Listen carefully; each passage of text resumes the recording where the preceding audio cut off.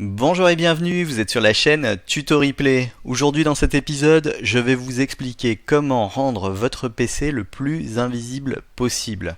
Alors évidemment ça va être un peu compliqué, on va être sous Windows donc ce sera plus difficile que si vous étiez sur une session Linux spécifique qui aurait été préparée avec un Linux qui est fait déjà pour être anonyme.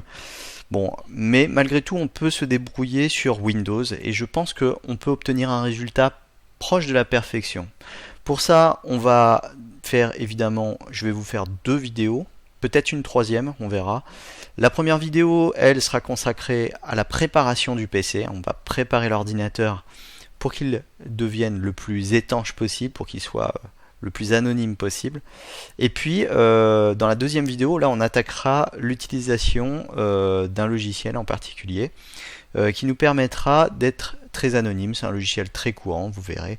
Et je vous expliquerai comment il fonctionne, dans les grandes lignes du moins, pour pas trop vous barber, et comprendre pourquoi vous devenez anonyme et ce qu'il ne faut pas faire comme erreur pendant que vous l'utilisez, qui pourrait évidemment briser votre anonymat. Donc pour commencer à rendre votre PC anonyme, la première chose à faire, ça va être de partir sur une session locale. Alors pour aller dans une session locale, on va dans les paramètres, on va dans compte, et puis on va sur se connecter plutôt avec un compte local. Alors moi je vais pas tout faire évidemment, parce que là je vais être bloqué sinon pour l'enregistrement, mais je vous montre comment ça se passe. Vous cliquez sur se connecter plutôt avec un compte local. Là, vous entrez le mot de passe de votre compte qui correspond à votre compte Microsoft. Vous tapez votre mot de passe, vous faites suivant. Et puis là, on vous propose donc de créer un nouveau compte. Donc, vous créez votre nouveau compte, vous répétez deux fois le mot de passe, vous mettez une indication de mot de passe, vous faites suivant, et puis ensuite vous irez vous connecter avec votre compte. Bon, je pense qu'il y a peut-être encore une ou deux étapes, mais vous verrez, c'est assez intuitif. Rien de très compliqué. Pourquoi un compte local?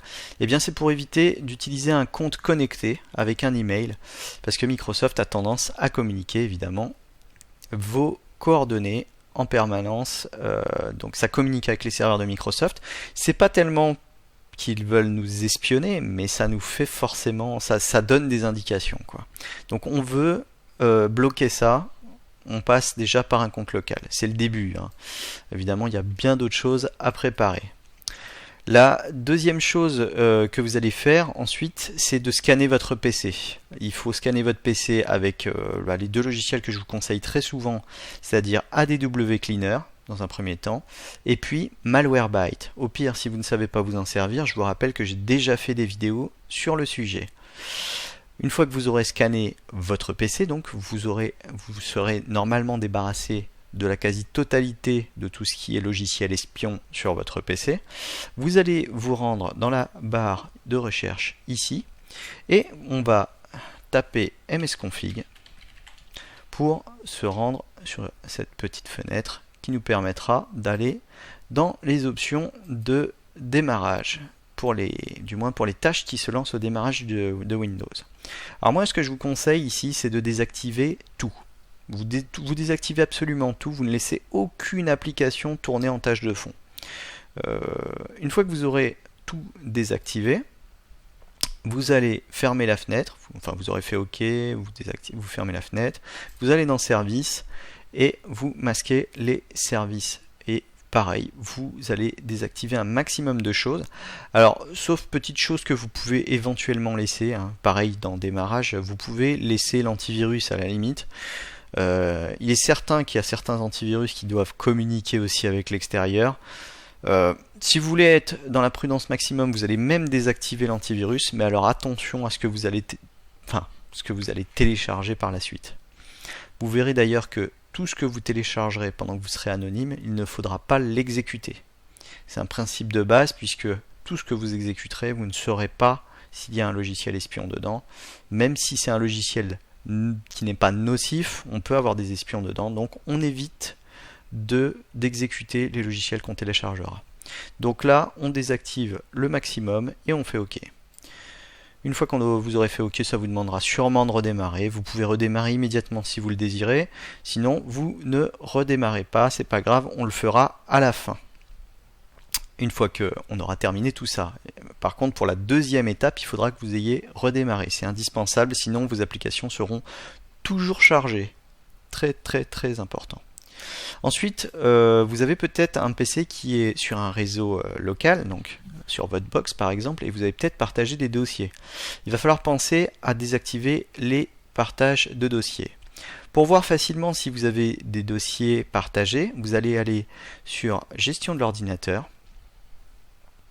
Alors, clic droit sur le menu Démarrer, Gestion de l'ordinateur, et vous arrivez sur cette fenêtre. Une fois que vous êtes sur cette fenêtre, eh bien, vous allez sur l'onglet Dossier partagé, Partage, et là vous voyez les dossiers partagés. Alors là, ce qu'on voit, c'est que je n'ai que des dossiers partagés par défaut. Donc c'est des dossiers classiques. Vous pouvez les désactiver. Ce qu'il faut surtout désactiver, c'est les dossiers que vous auriez rajoutés vous-même, des dossiers supplémentaires. Donc si vous avez rajouté des dossiers, vous le sélectionnez, vous faites clic droit, et puis vous mettez arrêter le partage. Une fois que vous aurez arrêté le partage de tous vos dossiers, vous pouvez fermer la fenêtre, et déjà vous savez que vous n'avez plus aucun dossier qui sera accessible depuis Internet. Il faut savoir que par défaut, on ne les trouve pas comme ça, ces dossiers, mais il existe des logiciels qu'on appelle des scanners d'IP qui permettent à un utilisateur qui serait sur Internet, en scannant votre IP, de voir un accès à un dossier et d'y accéder.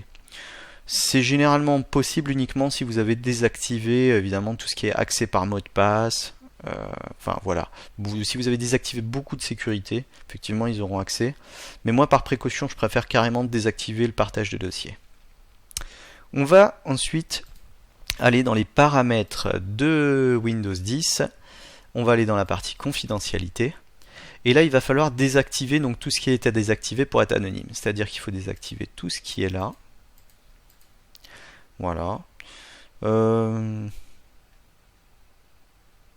pouvez désactiver éventuellement aussi celui-ci, c'est pas très important, mais localisation à désactiver absolument, très important.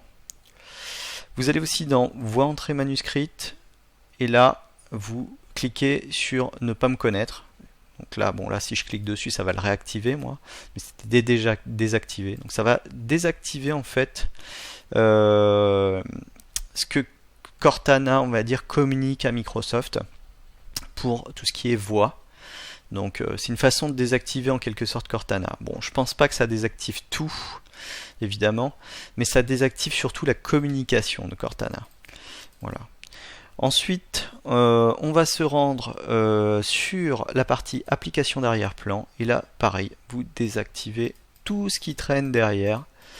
Donc ça, tout ça, ça évite qu'il y ait des applications en arrière-plan qui travaillent pour rien. Alors faut pas croire qu'elles sont inutilisables pour autant, hein. Ça désactive seulement les applications en tâche de fond, mais si vous cliquez dessus, elles s'exécuteront toujours. Donc on évitera de les lancer évidemment pendant qu'on fera notre session anonyme. Une fois que vous avez terminé de faire les opérations que je vous ai indiquées, on va se rendre dans la partie, alors je suis revenu en arrière, je vais sur mise à jour et sécurité. Là on va aller dans options avancées, on va mettre choisir le mode de distribution des mises à jour, et ici vous allez désactiver cette option si elle ne l'est pas déjà. C'est pareil, c'est très important. Parce que ça, pour vous expliquer, ça communique en fait avec l'extérieur, disons que ça va partager vos mises à jour. C'est-à-dire que si vous téléchargez une mise à jour, vous allez contribuer à envoyer la mise à jour que vous avez téléchargée à d'autres ordinateurs sur Internet. Et ça, non, on n'en veut pas. Évidemment, il faut absolument le désactiver. On n'envoie pas comme ça des mises à jour sur d'autres PC alors qu'on veut passer inaperçu. C'est pas possible. Donc ça, évidemment, c'est désactivé. On revient en arrière à nouveau. On va aller dans Windows Defender. Et puis, on va désactiver Windows Defender. Voilà. Vous pouvez aussi désactiver l'analyse périodique limitée. De toute façon, il faut qu'elle soit désactivée normalement si ça c'est désactivé. Une fois que vous avez donc désactivé tout cela, on est à peu près bon. Donc là, on a un Windows qui est configuré pour être à peu près anonyme. Alors cependant, il reste encore une chose qu'on peut faire pour vraiment peaufiner le Windows sécurisé. Ça va être de changer déjà le pare-feu. Donc moi j'ai choisi Zone Alarm pour remplacer le pare-feu de Windows. Alors pourquoi changer le pare-feu? Alors parce que tout simplement je vais bloquer grâce au pare-feu des applications. Mais je vais aussi bloquer des applications Microsoft. Si vous bloquez des applications Microsoft avec le pare-feu de Microsoft, rien ne me dit que derrière ça ne communique pas contre mon gré. Hein. Donc pour être sûr d'avoir quelque chose de bien, vous téléchargez vous tapez sur Google Zone Alarm, et puis une fois que vous l'avez installé, vous vous rendez sur l'onglet Firewall, vous cliquez ensuite dans la partie programme sécurisé. Alors je vous conseille d'ailleurs avant d'installer le pare-feu d'avoir redémarré le PC.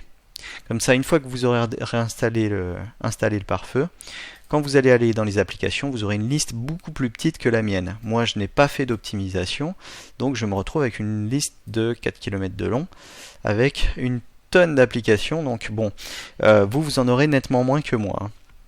C'était juste à préciser. Une fois que vous êtes donc dans cette liste-là, vous allez devoir donc désactiver les applications qui vous laissent un doute et qui pourraient communiquer sur l'extérieur. Bon, évidemment, il y a des choses qui seraient désactivées. Moi, le Skype, il devrait plus être là s'il avait été désactivé, le TeamViewer aussi. Par contre, il y a des choses qui peuvent encore être là. Par exemple, vous prenez, voilà, ça, c'est cette partie-là. Donc, c'est la partie Cortana avec la recherche. Donc, pour empêcher qu'elle communique sur l'extérieur, vous cliquez là, tout simplement, et vous mettez refuser. Et là, les communications sur l'extérieur sont coupées. On sait maintenant que Cortana et le logiciel de recherche ne communiquent plus sur l'extérieur avec Microsoft. Donc pour évidemment valider les choix que vous allez faire, il faudra cliquer sur OK. Et à partir de là seulement, vos réglages seront pris en compte. Donc c'est vraiment très important, faites-le. Ça permet vraiment là de peaufiner le truc, et pour moi on n'est pas loin quand même d'une sécurité qui serait sur Linux. Bon, évidemment il peut rester encore des choses, hein. C'est pas transparent, donc on peut pas tout savoir, mais de toute façon je pense que même un utilisateur Linux ne s'amusera pas à lire tout le code de son Linux pour aller vérifier s'il n'y a pas un mouchard qui est planqué dans sa version. Donc soyons objectifs, je pense qu'on sera très proche de la perfection. Alors évidemment, ce tutoriel, je l'ai fait dans un but didactique. J'espère que ça ne sera pas utilisé à des fins, on va dire, des mauvaises fins, puisque bon, vous avez vu, je pense, assez de tutos sur Internet où on vous explique comment certains se procurent des armes sur le Darknet. On va accéder au Darknet, forcément. Dans la deuxième partie, le but, ça va être d'utiliser le logiciel Tor, en fait. Donc Tor va venir en complément de toutes les précautions qu'on a prises là, pour ensuite venir sécuriser tout ça. Et je vais vous expliquer comment fonctionne Tor, comment bien le configurer, même s'il n'y a pas grand chose à configurer, vous verrez, c'est relativement simple. Mais ça vous permettra de naviguer en toute sécurité sans que personne ne puisse vous identifier. Par contre, évidemment, il y a des choses à éviter. On en reparlera dans la prochaine vidéo. Voilà, si vous avez des questions comme d'habitude, n'hésitez pas à les poser. N'oubliez pas de mettre aussi un petit pouce vers le haut pour me soutenir, parce que ça fait du bien. Et puis même si je fais pas ça spécialement pour les sous, croyez-moi, vu le temps que j'y passe, ça fait toujours plaisir de voir que les gens apprécient votre travail. Je vous remercie et je vous dis à très bientôt. Ciao ciao.